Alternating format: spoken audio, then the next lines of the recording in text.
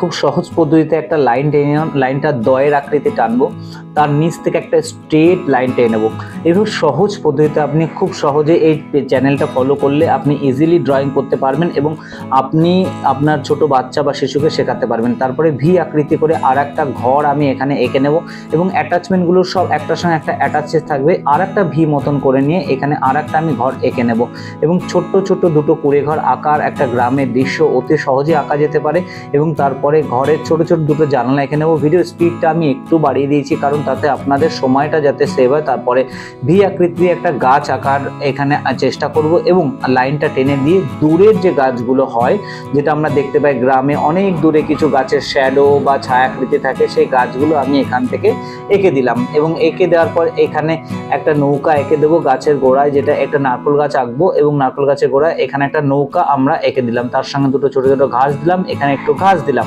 তো এইভাবে সহজভাবে আপনি করতে পারেন এবং সহজ এবং সরল পদ্ধতিতে আপনাকে দেখতে গেলে চ্যানেলটাকে লাইক এবং সাবস্ক্রাইব করতে হবে। আর এইভাবে একটা সূর্যের আলো এঁকে নিলাম, এটা গ্রামের দিকে এই দৃশ্যটা খুব সহজে চোখে পড়ে এবং নারকেলের যে ইয়েগুলো আছে পাতাগুলো সেটা আঁকার পরে ভি আকৃতির গাছের একদম পুরো উপরে শেপটা দিয়ে দেবো এবং উপরে দূরের দুটো তাল গাছ গ্রামের দিকে সহজেই দেখতে পাওয়া যায়, এই জন্য দুটো তাল গাছ এবং আছে এবং আকাশে দুটো পাখি এঁকে দেবো।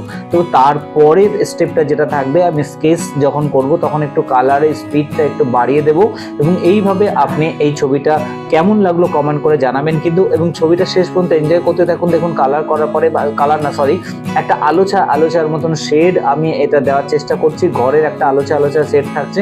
এখানে স্পিডটা আমি একটু বাড়িয়ে দিয়েছি কারণ তাতে অনেকটা সময় কম লাগবে। নিচে একটা লাইনের রেখা এবং নৌকাটাকে আমি একটু কালো শেড দিলাম, শেড দিয়ে গাছের এই শেডগুলোকে স্টেপ বাই স্টেপ ধরে ধরে একটা সাইড থেকে অন্য সাইডে আমি টানবো। টানার পরে যখন গাছটা কমপ্লিট হয়ে যাবে, নিচের এই শেডটা নদীর পাড়ের শেডটা আমি এঁকে দিলাম, এঁকে দিয়ে নারকেল গাছের যে পোর্শনটা আছে সেটা নারকেল গাছের গুড়ি এবং তার সঙ্গে তার পাতার আকৃতিগুলো আস্তে আস্তে আমি এঁকে দিলাম এবং এঁকে দেওয়ার পর জলে একটু শেড দিয়ে